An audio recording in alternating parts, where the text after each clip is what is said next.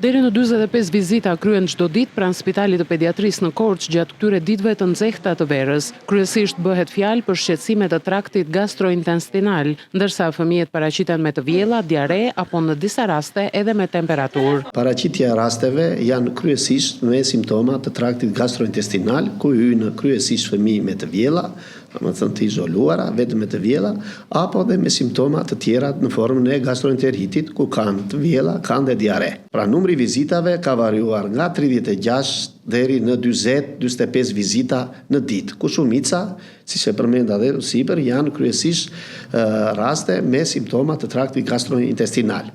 Kemi edhe raste të tjera që janë të izoluara, thjesht me temperaturë. E theksoj këtë për të orientuar që qarkullojnë enterovirozat, po qarkullojnë edhe viruset të tjera të cilat nuk kanë simptoma të traktit gastrointestinal me të vjella dhe me diare, por janë thjesht me temperaturë. Shmangja e orëve të pikut si dhe higjiena e mirë janë disa nga këshillat që prindrit duhet kenë parasysh për fëmijët e tyre. E para është që t'i kenë në kontroll fëmijën në shkuptim, që të mos i lejojnë të dalë në pikun e vapës, sepse temperaturat kanë qenë shumë të larta.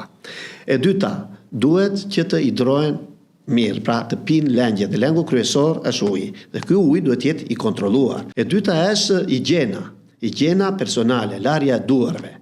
E treta është ruajtja e ushqimeve apo larja e atyre produkteve të cilët kanë nevojë për larë. Perimet, frutat duhet të lahen përpara se të konsumohen. Në rastet kur fëmijët kanë shqetësime, sipas shefit të shërbimit të pediatrisë, ata duhet të ndiqen në dinamik, fillimisht te mjeku i familjes dhe më pas sipas situatës edhe në urgjencë apo në pediatri, aty ku mjekët do të vendosin për trajtimin rast pas rasti. Aktualisht pranë shërbimit të pediatrisë në Korçë ka 11 fëmijë të shtruar.